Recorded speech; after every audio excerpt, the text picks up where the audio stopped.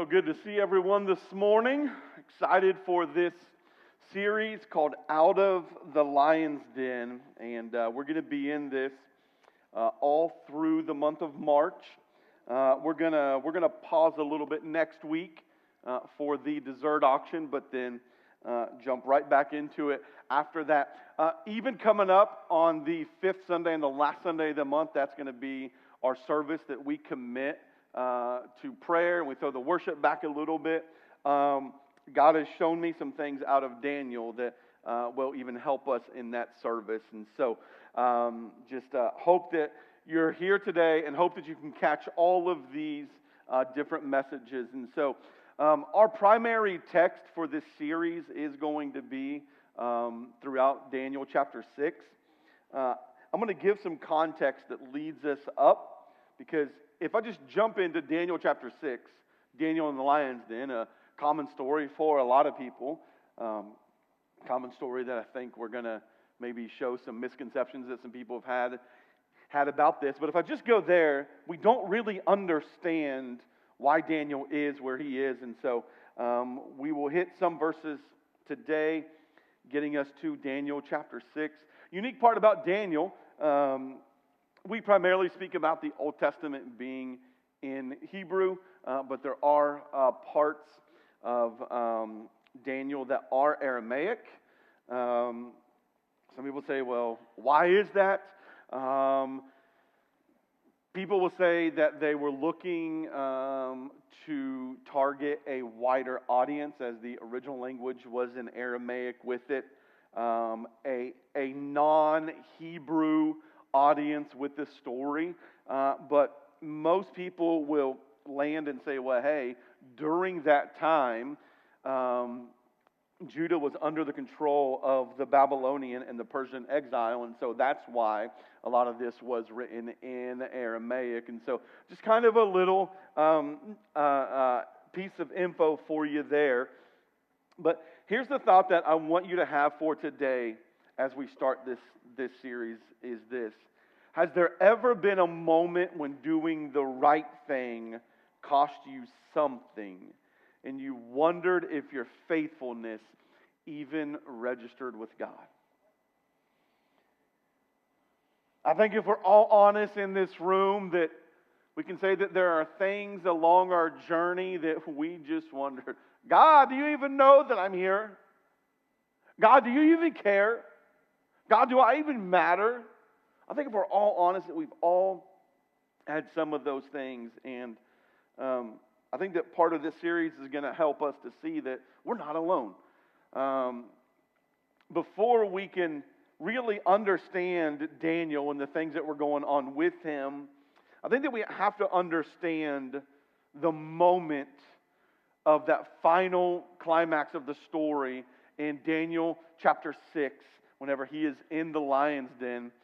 So if Daniel 6 is the final exam, chapters 1 through 5 is the work that he put in the classroom. Daniel faced a few things before he ever makes it to the lion's den. He faces many things. The first is they wanted to rename him. Not just him, but some of his friends as well. See, King Nebuchadnezzar, in about 605 BC, comes and takes over Judah. Daniel selected early on in the chapters as a young, noble, wise, sharp guy who they said, we're going to groom you for Babylonian service.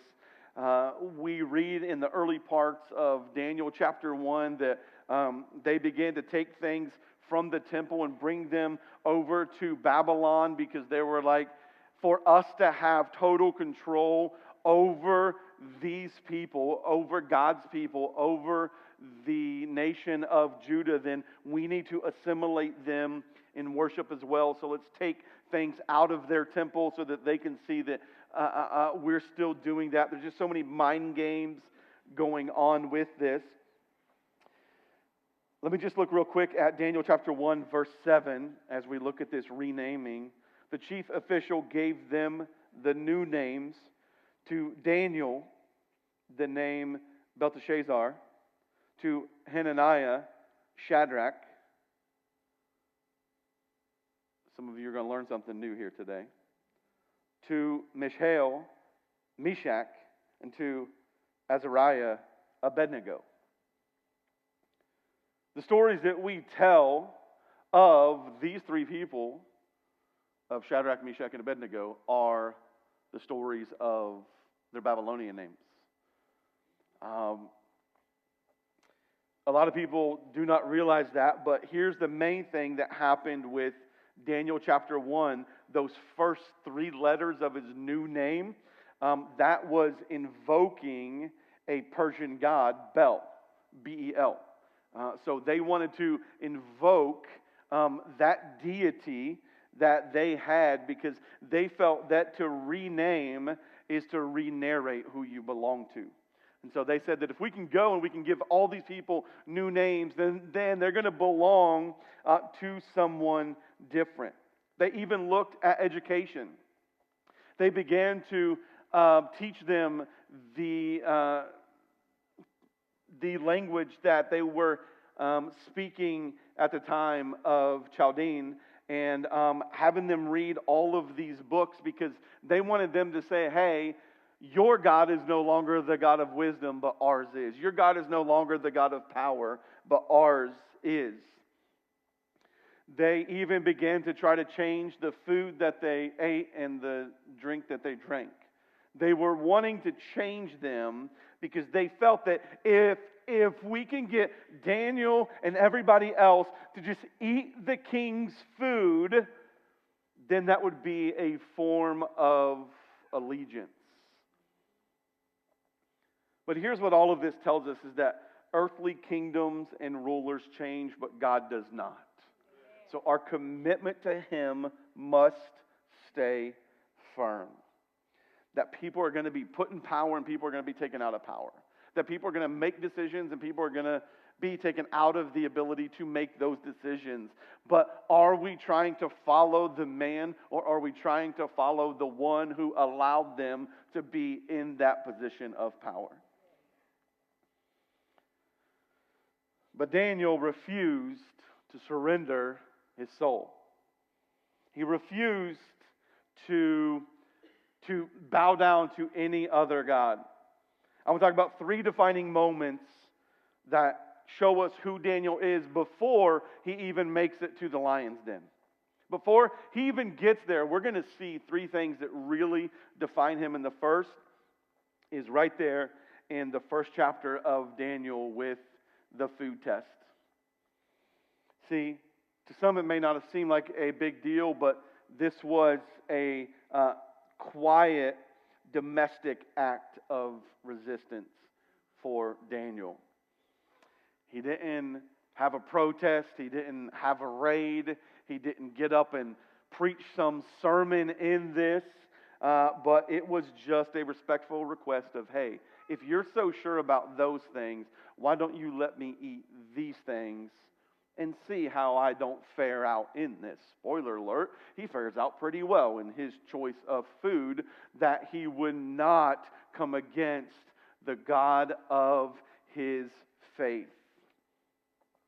Here's a principle that I think that we can look at that food test and say this, is that Daniel was in a sense saying, I'll serve in your kingdom, but I won't be owned by your kingdom. That sounds a little bit like us today. That we're in this world, but we are not of this world. That we are going to have to go through some things just because we're here. And we know it's wrong, and we know it's not right, but we got to go through it. But it doesn't mean that we have to identify with it. It doesn't mean that we have to be owned by it. It doesn't mean that we have to surrender everything just for that. But here is what you're going to find in this, is that the small daily choices that Daniel made, that became the foundation for everything else moving forward. Because he even said, even when it comes to what I eat, I will not desecrate my God. And then he sees three of his closest buddies that we just read there. Their Babylonian names of Shadrach, Meshach, and Abednego. They were no doubt part of his spiritual community. Today we would call this, there was a brotherhood of these men. These men did things together, but there's some key verse that happens in this over in Daniel chapter 3. We're going to jump through and lead up to 6 in a moment. But here's what his friends said in verse 17. If we are thrown into the blazing furnace, the God we serve is able to deliver us from it, and He will deliver us from your majesty's hand.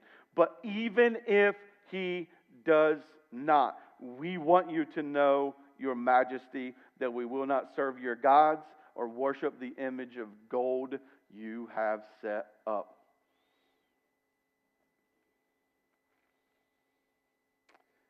See, for these three men coming in this furnace, their faith moved beyond bargaining with God.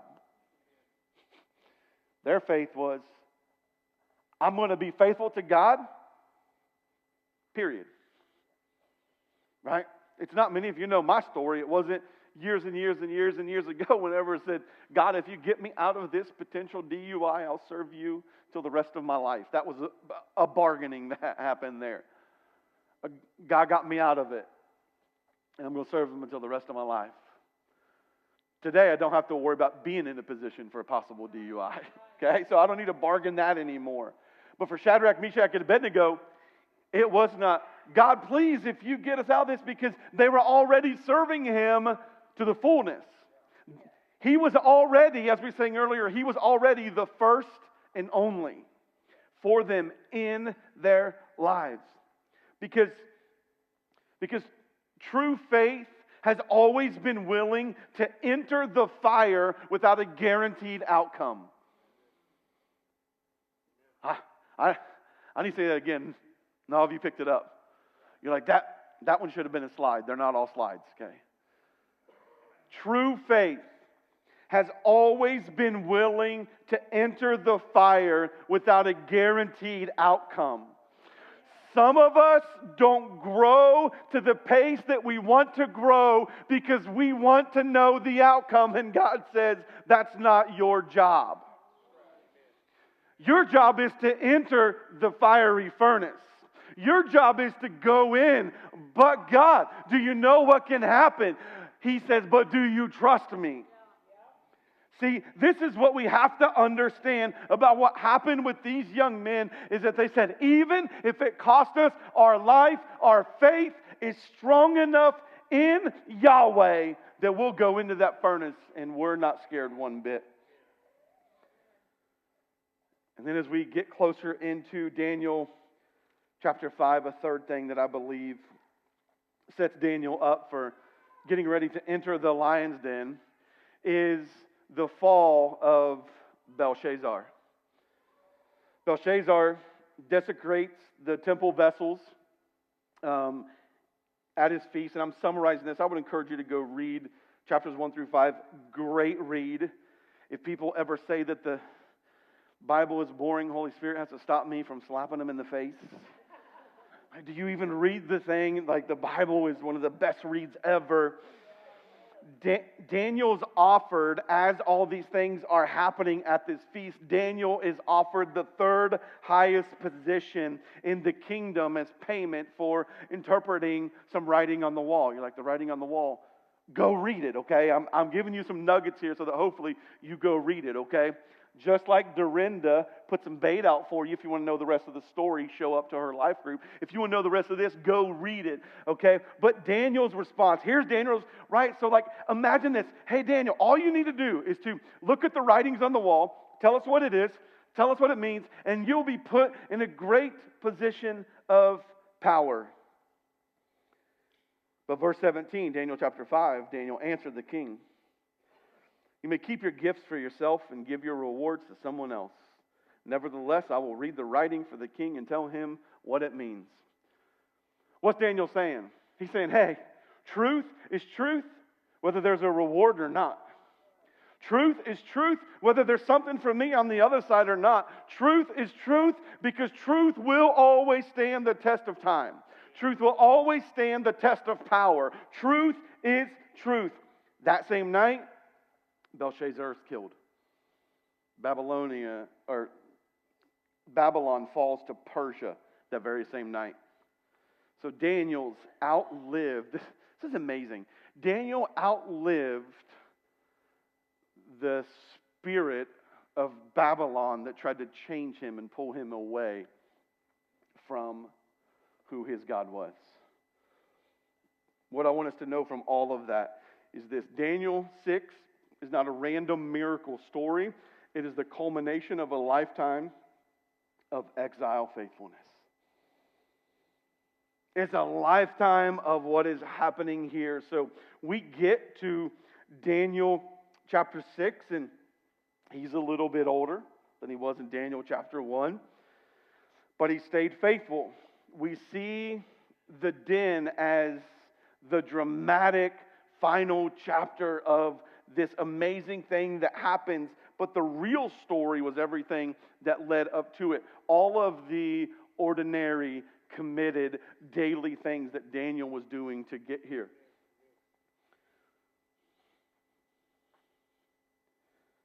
Pastor Bill, what are you trying to say with all that? I'm trying to say this. The den did not create Daniel's faith, it revealed it. Don't think Daniel became some spiritual powerhouse in the lion's den. No, he was a spiritual powerhouse before he went in. He was committed to God before he went in. He had the faith before he went in. He said, and I'm not sure, but here's what I can take from this, is that he's like, if my 3 boys can go into the fire and come out, I'm going to be okay walking into this lion's den. That's just what I think he may have thought. I don't know. I'm not saying that scripture. I'm just saying that would be really cool, because that's what I would think. That's what I would think. God, I saw you do it once, and you are faithful, and you are faithful, and you are faithful to the end. And he had all of these things that says, hey, my faith is only revealed in the den and is not created in the den. So here's what I think that we have to consider looking at the life of Daniel is, what will I do when the crisis comes is actually the wrong question. It's too late. The question is, what am I becoming right now in the ordinary days before the crisis?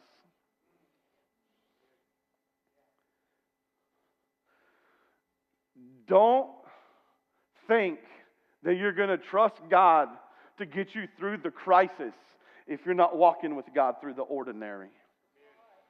Don't think that whenever your world falls apart, that you think that you're going to be in a position that God's going to get me out whenever you want nothing to do with God before your world comes crashing down, however that looks like. We see from Daniel that, hey, there's some of the ordinary things that happen before he gets there. All right, we're at chapter 6, verse 1. It pleased Darius. Darius is the new ruler. The Babylon king's dead. Darius is the new ruler, to appoint 120 satraps, think governors, to rule throughout the kingdom with 3 administrators over them, one of whom was Daniel. The satraps were made accountable to them so that the king might not suffer loss. Now, Daniel so distinguished himself among the administrators and the satraps by the exceptional qualities that the king planned to set him over the whole kingdom. So we see that this happening, and people, whenever we're staying committed to God, people outside of our circle see what we do. People outside of our circle notice things. That's what happens here, is that Darius took notice of what was going on here. This wasn't just one of these things where Darius just felt that, I think he'll work for the job.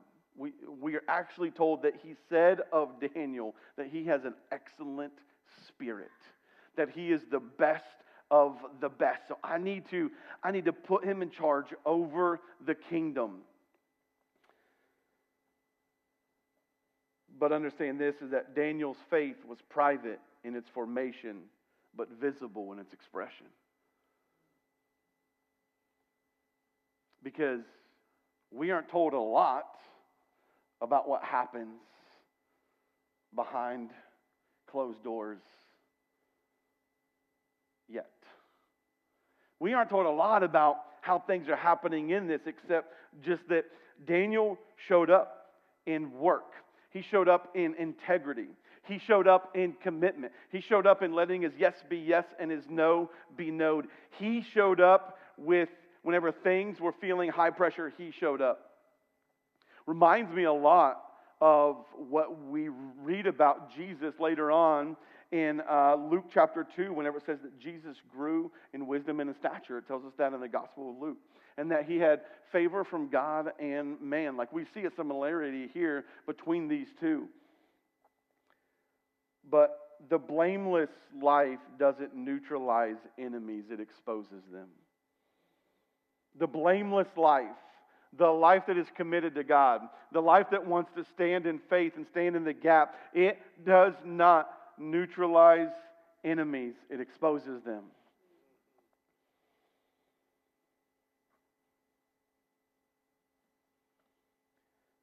In this, here's what we learn about these first few verses is that Daniel's neighbors didn't hear him preach. They watched him work. How are you doing? How are you doing with your neighbors? How are you doing with your friends? How are you doing with your coworkers? Because if we say we love Jesus, we're preaching every moment of every day by our actions and the way that we treat people. We jump down to verse 4 and 5 next. At this, the administrators and the satraps tried to find grounds for charges against Daniel in the conduct of government affairs, but they were unable to do so. Everybody else around them got jealous. They could find no corruption in him because he was trustworthy and neither corrupt nor negligent. Finally, these men said, "We will never find any basis for charges against this man, Daniel, unless it has something to do with the law of his God." So what you're seeing here is that everybody else is jealous and they want to start this investigation. They want to be able to find something against him. But what do they find? Man, we've got no grounds for complaints. We can't go back to Darius and say that these things are happening. Now, it doesn't mean that Daniel was sinless, but here's what it does mean. There was no gap between his public life and his personal interactions.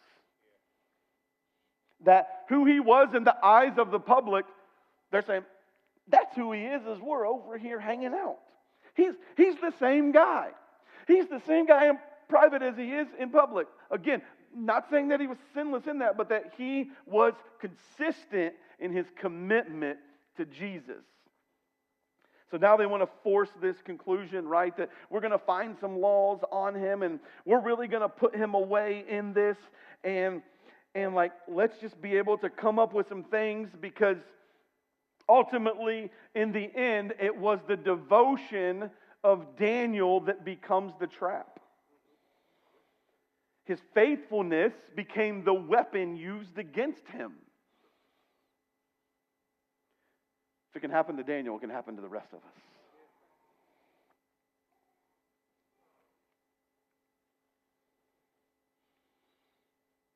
Many of you know, especially if you're here on Wednesday nights, which if you can't be here on Wednesday nights, you should be here on Wednesday nights. I love Wednesday nights. I love teaching. And one thing that I always love to do is look at the Old Testament and the New Testament. Understand this.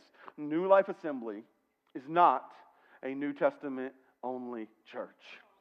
We believe in the entire Word of God, from Genesis to Revelation, that it all points to Jesus and it all works together. Let's look a little bit about someone else who went through having their private life and their public life be the same, and some things were said about him in Luke chapter 23. If you've been around the block for a while in church, you know that we're about to talk about Jesus. Then the whole assembly rose, and they began to accuse him, saying, "We have found this man subverting our nation. He opposes payments of taxes to Caesar and claims to be Messiah, a king." So Pilate asked Jesus, "Are you the King of Kings?" I wish I was here to see this. "You have said so," Jesus replied. You may be wondering, what's that mean? It means this, that sometimes people have already made up their mind about you. So why are you trying to challenge that? Why are you trying to change their minds about that? Verse 4, then Pilate announced to the chief priests and the crowds, "I find no basis for a charge against this man." In both cases, innocent on every charge. Condemned only for identity and allegiance. Condemned only for who they said they were and who they said they were committed to. We see it in both Daniel, we see it in Jesus as well. So here's what I want to leave us with today. If someone were trying to build a case against you specifically because of your faith, would they find evidence?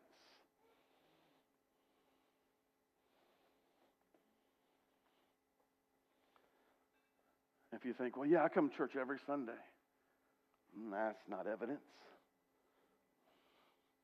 "I grew up in a Christian home," that's not evidence. That's just location.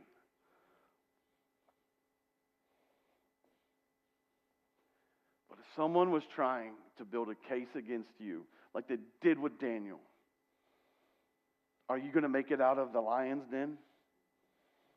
Or are you going to be devoured?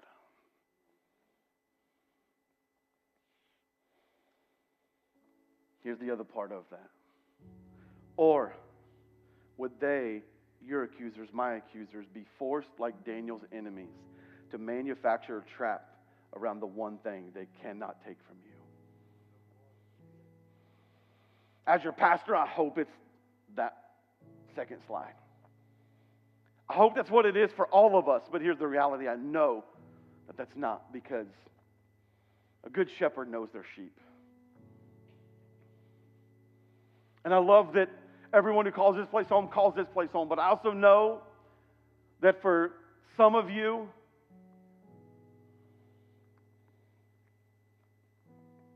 you're playing a game. And the game ends in eternity. Not in heaven, but in a place called hell. If you can't live your life in a way to where people would have to make accusations and lies because there's nothing that comes that they can use as proof. This isn't a guilt question that I wanted to pose to you today. This is, let's strive for this. Let's strive to live our life in such a way that people would say as they want to come, "We can't find any fault, so let's try to make some stuff up."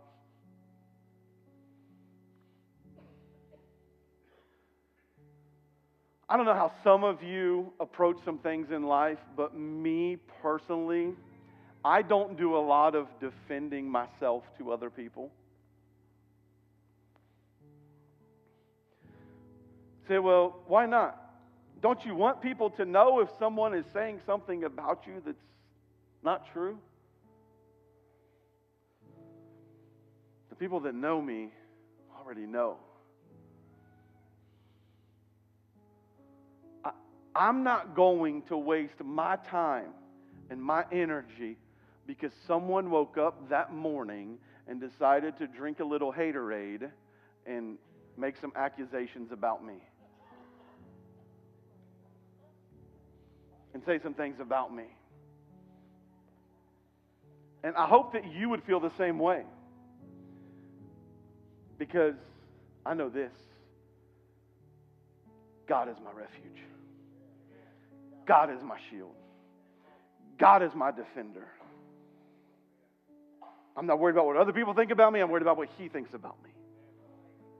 And yes, along the way, there's going to be some people who don't like that. But I know that there's going to be a whole lot more that will support me. Can we all in this room say the same thing? Here's what we're going to look at over the next few weeks. We're going to look at visible faith, on how genuine trust reshapes how we work, lead, speak, and live. We're going to look at costly obedience. Obedience comes at a cost, church. Obedience is not cheap. Obedience comes at a great cost. Yes, it is the path of least resistance, but obedience is also the path of deepest security. And then in our final week of this, we're going to look at how we see how Daniel was vindicated in all things, because God's people are not always protected from the den, but always in it and through it. Don't think that this series is about how can you avoid the lion's den. You can't. You're going to be in it. If you haven't been in it, you're going to be. Maybe some of you are in it right now.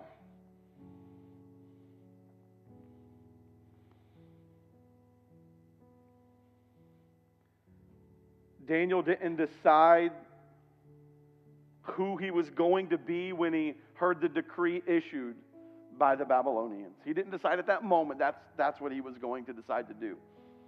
He had already decided. He decided it at the dinner table. He decided it in his morning prayer. He decided it with his window open toward Jerusalem.